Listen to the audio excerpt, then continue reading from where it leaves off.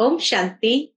आज 9 फरवरी 2022 के बाबा के अनमोल मधुर महावाक्य सुनेंगे। मीठे बच्चे, सब दुखियों को सुखी बनाना यह एक बाप का ही फर्ज है। वही सर्व का सदगति दाता है। ज्ञान से ही बाबा सबका दुख दूर करते हैं और सबकी सदगति करते हैं। प्रश्न है आज की मुरली से, बाप अपने बच्चों को चढ़ती कला में जाने की कौन सी युक्ति बताते हैं? उत्तर है, बाबा कहते, मीठे बच्चे, मैं जो सुनाता हूं तुम उसे ही सुनो, बाकी जो कुछ सुना है उसे भूल जाओ, क्योंकि उससे तुम नीचे उतरते आए हो।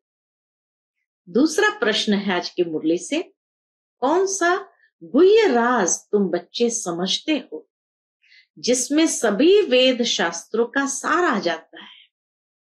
कौन सा ऐसा गुह्य राज है जिसमें सभी वेद शास्त्रों का सार आ जाता है? उत्तर है, ब्रह्मा सो विष्णु और विष्णु सो ब्रह्मा कैसे बनता, कैसे दोनों एक दो की नाभि से निकलते हैं। यह गुह्य राज तुम बच्चे ही समझते हो। यह सभी वेद शास्त्रों का सार है। आज के मुरली से पहले गीत बजा है, नैनहीन को राह दिखाओ। ओम शांति। मीठे मीठे अति प्यारे सिकी लधे बच्चे अर्थ तो समझते हैं। इस गीत का अर्थ तो समझते हैं। यूं तो बाप को सारे सृष्टि के बच्चे प्यारे जरूर है। बच्चे जानते हैं कि यह जो भी मनुष्य मात्र है वह परम पिता परमात्मा की संतान है। ईश्वरीय फैमिली है।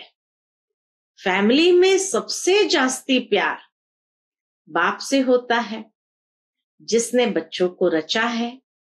बेहद का बाप कहते हैं, प्यारे मीठे मीठे सिकिलते बच्चे, 5000 वर्ष के बाद फिर से आकर मिले हो।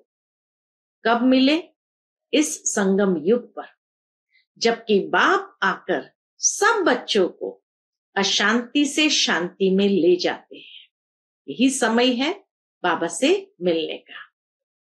हाँ, बाबा कहे यही समय है जब बाप आकर सब बच्चों को अशांति से शांति में ले जाते हैं।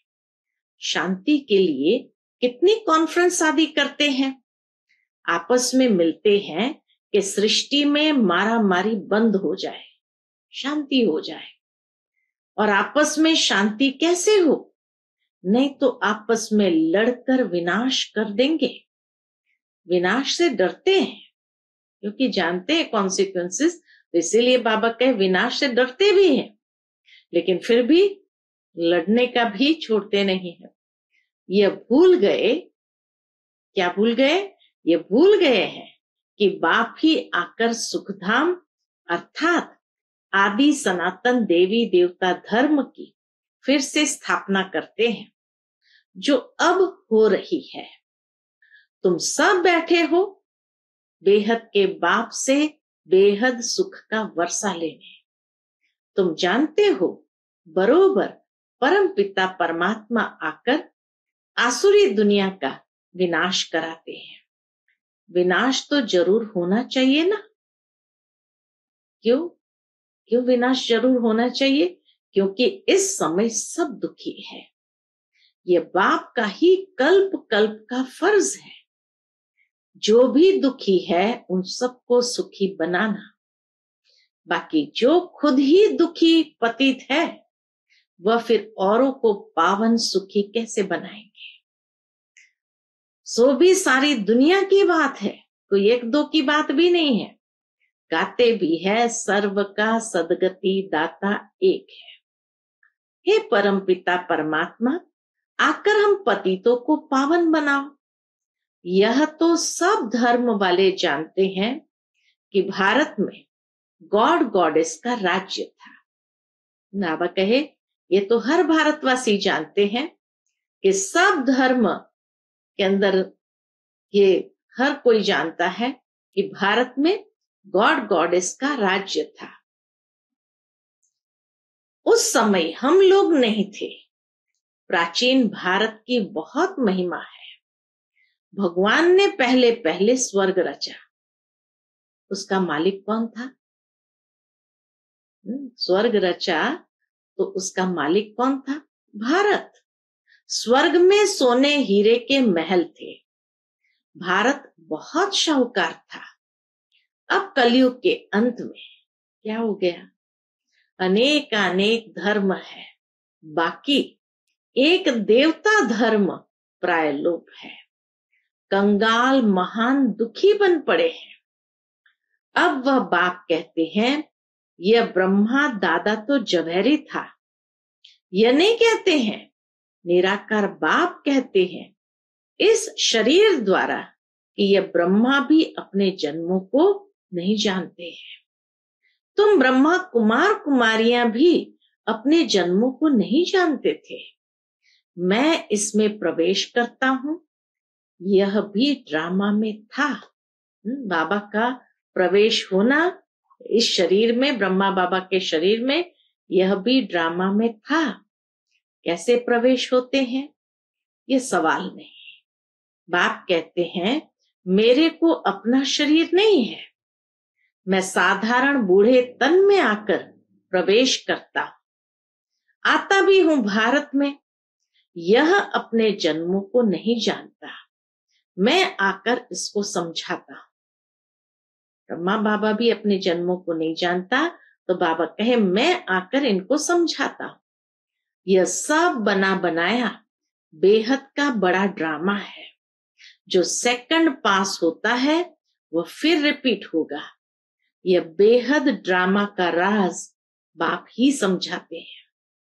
बाप कहते हैं, बच्चे जो कुछ तुम दान पुण्य आदि करते आए हो, यह सब है भक्ति मार्ग। इनसे कुछ भी प्राप्ति नहीं है, क्योंकि भक्ति में अब कोई भी सार नहीं है। भक्ति से प्राप्ति क्यों नहीं है? बाबा कहे जो भक्ति की उसके आधार से ज्ञान प्राप्त हो गया, बाकी अभी कोई प्राप्ति नहीं है। क्यों?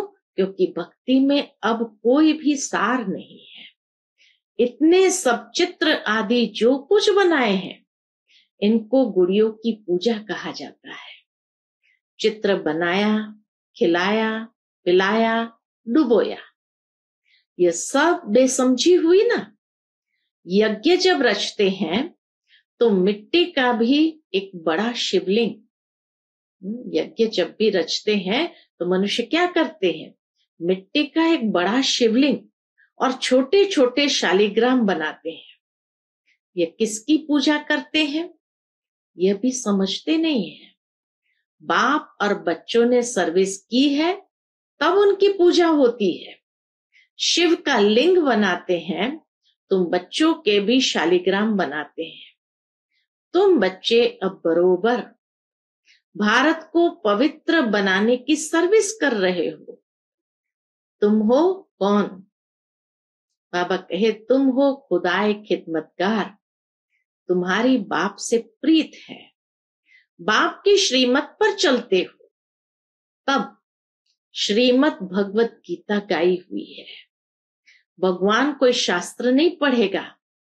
कोई भी धर्म स्थापक कब शास्त्र नहीं उठाते, वह आते हैं धर्म स्थापन करने। उनके पास जो नॉलेज है वही सुनाएंगे। ऐसे नहीं कि क्राइस्ट ने आकर बाइबल पढ़ा, नहीं, वह आया धर्म स्थापन करने। बाप आकर श्रीमत देते हैं। श्री अर्थात श्रेष्ठ मत, ऊंचे ते ऊंची मत है भगवान की। तुम बच्चे अब श्रीमत पर चलते हो। बाप कहते बच्चे मुझे याद करो। बस अक्षर ही दो है। बड़े प्यार से कहते हैं बच्चे। बाबा कितना प्यार से आकर बच्चों को कहते, बच्चे मुझे याद करो। वह है बाप और हम सब है कौन? ईश्वरीय फैमिली के मेंबर्स। बाप आकर सब बच्चों को कहते हैं बच्चे मुझे याद करो। तो बाप है और हम सब ईश्वरीय फैमिली के मेंबर्स। यह बात किसकी बुद्धि में नहीं होगी? इनके बुद्धि में भी नहीं थी, ब्रह्मा बाबा की बुद्धि में भी नहीं थी। अब बाप बैठ इन द्वारा समझाते हैं कि यह सब जो मनुष्य आत्माएं हैं, इन सब आत्माओं को मुझे पावन बनाए वापस ले जाना है। मैं ड्रामा अनुसार फिर से आया हूं, इसलिए तुमको वापस ले जाने। ये बाबा आत्माओं से बात करते हैं, इनकी आत्मा भी सुनती है। बरोबर बाबा हमको नॉलेज दे रहे हैं। इनको अपना शरीर तो है नहीं, श्री कृष्ण का साधारण रूप नहीं कहेंगे, वह तो स्वर्ग का पहला प्रिंस था। फिर यह सब कह देते श्री कृष्ण भगवान वाच, यह तो हो भी नहीं सकता। बाबा कहे यह तो हो भी नहीं सकता। कितना फर्क है, संगम पर श्री कृष्ण हो न सके। आर्टिफिशियल कृष्ण तो बहुत बनते हैं, जन्माष्टमी पर आर्टिफिशियल कृष्ण तो बहुत बनते हैं, बाकी प्रैक्टिकल सतयुग में होगा। रियल कृष्ण प्रैक्टिकल में सतयुग में होगा। कृष्ण के नाम से दूसरा थोड़ी कोई हो सकता है। नाम तो बहुत अपने ऊपर रखवाते हैं। बाप कहते हैं बच्चे, इस अंतिम जन्म में पवित्र बनो तो पवित्र दुनिया की स्थापना में मदद होगी। हर एक पवित्र बनता है तो बाबा कहे पवित्र दुनिया की स्थापना में यह भी आपकी मदद है। बाप को पवित्रता तो अच्छी ही है। बहुत बच्चियां मार खाती है, अबलाओं पर अत्याचार होते हैं, लिखते हैं बाबा क्या करें, हमको इस बंधन से छुड़ाओ। बाबा कहे नाटक जब होता है महाभारत का तो उसमें दिखाते हैं द्रौपदी को साड़ी दी, यह एक कहानी बना दी है। बाबा कहते हैं बच्चे, अब पवित्र बनने से 21 जन्म तुम कभी नंगन नहीं होंगे। वहां है ही राम राज्य। मुख्य विकार है अशुद्ध अहंकार, देह अभिमान। देह से मोह रहता है। देह अभिमान क्यों आता है वो बाबा बताते हैं कि अपनी देह से मोह रहता है। वहां है आत्मा अभिमानी, स्वर्ग में है आत्मा अभिमानी, क्योंकि वहां देह से भी मोह नहीं। समझते हैं हम पुराना शरीर छोड़ दूसरा लेते हैं, उसको आत्म अभिमानी कहा जाता है। बाप कहते हैं तुम सब आत्मा हो। शिव बाबा को याद करते रहो क्योंकि अब वापस जाना है। यह है आत्माओं की सच्ची सच्ची रूहानी यात्रा। सबको सुप्रीम बाप के पास जाना है। तीर्थ यात्रा पर जाते हैं तो रास्ते में राम राम कहते जाते हैं। बाप कहते हैं तुम बाप को याद करते चलो। अब सारी दुनिया तो राजयोग नहीं सीखेगी, कल्प पहले वाले ही यहाँ आएंगे। अभी कलम लगता है, कल्प पहले वाले आएंगे और धीरे धीरे कलम लगना है। जो देवी देवता धर्म का मीठा झाड़ था सो प्राय लोप हो गया है, बाकी टाल टालियां खड़ी है। बाबा बनियन ट्री का हमेशा मिसाल देते हैं। कलकत्ते में बहुत बड़ा बनियन ट्री है, तो बनियन ट्री का मिसाल वैसे ही इस देवी देवता धर्म का जो फाउंडेशन है वह सड़ गया है, बाकी निशानियां चित्र रहे हैं, परंतु वह कौन है ये किसको पता नहीं है। न अपने धर्म का पता है, इसलिए हिंदू धर्म कह देते हैं। बाप कहते हैं तुम्हारा भारत कितना सिरताज था। धर्म के लिए ही कहा जाता है रिलीजन इज माइट। अभी तो देवता धर्म है नहीं, फिर वह धर्म कैसे स्थापन हो। बाप है सर्वशक्तिमान, वर्षा उनसे मिलता है, ताकत भी उनसे मिलेगी। बाप है सृष्टि का बीज रूप, हम उनकी फैमिली हो गई। बाबा कहे हम सारे बच्चे उस परमात्मा के फैमिली के हो गए। बाप सत है, चैतन्य है, ज्ञान का सागर है। सब कुछ आत्मा में है। आत्मा ही सुनती है, पढ़ती है। आत्मा में ही अच्छे बुरे संस्कार होते हैं। इस समय सबकी आत्मा तमो प्रधान हो गई है। सबसे जास्ती तमो प्रधान बुद्धि भारतवासी ही बने हैं। श्रेष्ठ ते श्रेष्ठ आत्माएं भी भारत की ही थी। वही हेवन के मालिक थे। ये नाटक बना हुआ है। सबको अपना अपना पार्ट मिला हुआ है। आत्माएं सब एक जैसी है, उनमें कोई फर्क नहीं है। ऐसे नहीं हमारी आत्मा छोटी है, बाबा बड़ा है। नहीं, आत्मा छोटी बड़ी नहीं होती। आत्मा 84 जन्मों का पाठ फिर से रिपीट करती है। उनकी कभी एंड नहीं होती। एक आत्मा कितनी सर्विस करती होगी। वह अविनाशी पाठ कभी मिटने वाला नहीं है। क्या यह बातें विद्वान पंडित शास्त्रों की अथॉरिटी जानते हैं? इतनी छोटी आत्मा में कितना भारी पार्ट है। परम पिता परमात्मा भी ड्रामा के वश में है। पार्ट बजाने के लिए बंधा हुआ है। एक्यूरेट टाइम पर ही आएगा। उनको भी अपना पार्ट टाइम पर बजाना है। सबको सुखी बनाना है।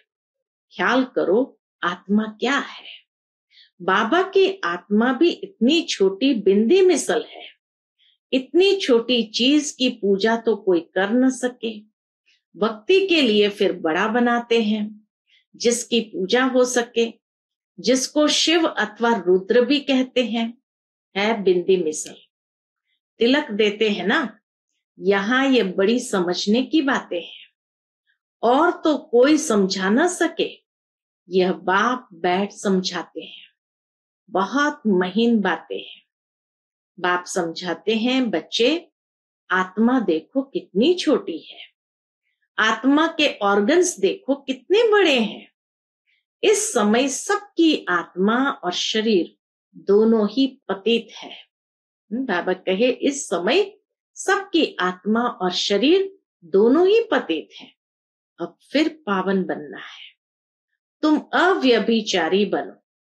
एक से ही सुनो, एक को ही याद करो। हो बाबा आप तो बड़ी कमाल करते हो। बाबा से ऐसी मीठी मीठी बातें करो, वो भी बाबा सिखाते। ओहो बाबा आप तो बड़ी कमाल करते हो। कैसा ज्ञान सुनाते हो। और किसकी ताकत नहीं जो यह नॉलेज दे सके। तुम्हारी चढ़ती कला अब ही होती है, जबकि बाप आकर पढ़ाते हैं। इस समय सभी मनुष्य मात्र पतित है। इसलिए बाप कहते हैं मैं सबका उद्धार करने के लिए आता हूं। रात से दिन में जाने का रास्ता बताता हूं। गाते भी है, नयनहीन को राह दिखाओ प्रभु जी। गोया सभी कहते हैं कि हम नयनहीन हैं, हमको राह बताओ। कहाँ की राह? कहाँ की राह जानना चाहते हैं? अपने घर की। यहाँ तो बहुत दुख है। बाबा हम अंधों की लाठी तो आप ही हो। बाबा अक्षर से वर्षा याद आता है। प्रभु या ईश्वर कहने से वर्षे का नशा नहीं होता। त्वमेव माताश्च पिता त्वमेव, ये उनकी महिमा है। मनुष्य कह देते हैं यह वेद तो अनादि है। बाबा कहे वो कह देते यह वेद तो अनादि है। परंतु पूछो कब से पढ़ते आए हो? क्या सतयुग से लेकर? वहां शास्त्र तो होते ही नहीं। यह है भक्ति मार्ग के, कुछ भी जानते नहीं। बाप कहते हैं अभी मैं आकर तुमको सबका सार समझाता हूं। ब्रह्मा द्वारा सार सारा समझाते हैं, वो भी किसके द्वारा? ब्रह्मा द्वारा। ब्रह्मा बच्चा मेरा है या विष्णु की नाभि से निकला है? पूछते बाबा कि ब्रह्मा बच्चा मेरा है या विष्णु की नाभि से निकला है? ब्रह्मा तो शिव का बच्चा हुआ, विष्णु का बच्चा तो नहीं है।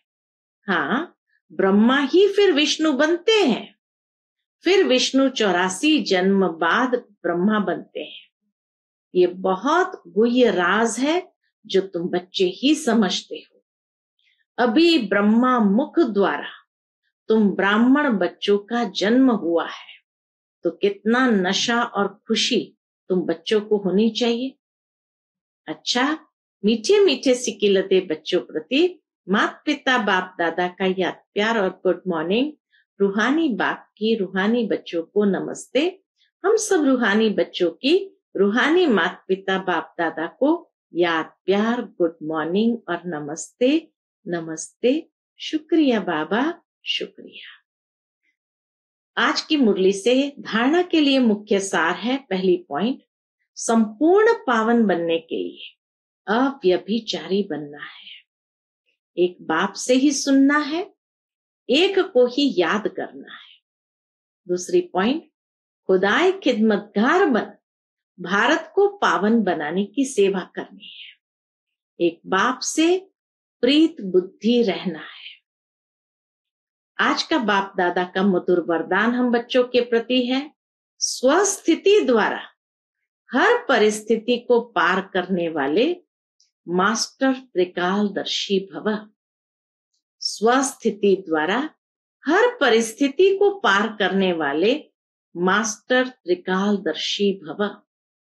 जो बच्चे त्रिकालदर्शी स्थिति में स्थित रहते हैं, वह अपनी स्वस्थिति द्वारा हर परिस्थिति को ऐसे पार कर लेते जैसे कुछ था ही नहीं।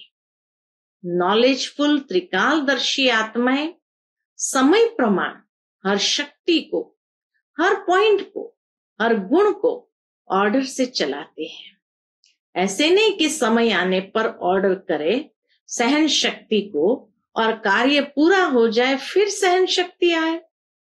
जिस समय जो शक्ति जिस विधि से चाहिए उस समय अपना कार्य करे, तब कहेंगे खजाने के मालिक मास्टर त्रिकालदर्शी। आज का स्लोगन है, जो सदा खुश रहते हैं और सबको खुशी बांटते हैं वही सच्चे सेवाधारी है। जो सदा खुश रहते हैं और सबको खुशी बांटते हैं वही सच्चे सेवाधारी है। अच्छा, Om Shanti. To watch Peace of Mind channel videos on YouTube, subscribe us on youtube.com/.